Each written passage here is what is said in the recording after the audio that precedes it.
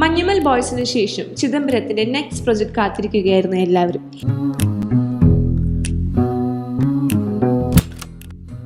ഇത്തവണ സർവൈവർ ത്രില്ലറിന് പകരം emotionally disturbing ആയൊരു ലോകം.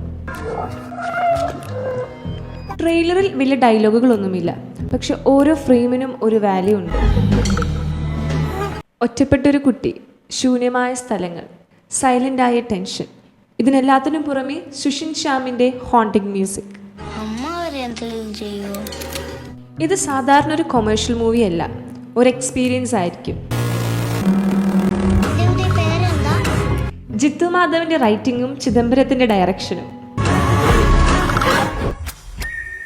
ബാലൻ ഇപ്പോൾ സോഷ്യൽ മീഡിയയിൽ ഏറ്റവും കൂടുതൽ സംസാരിക്കപ്പെടുന്ന മലയാള സിനിമകളിൽ ഒന്നാണ്.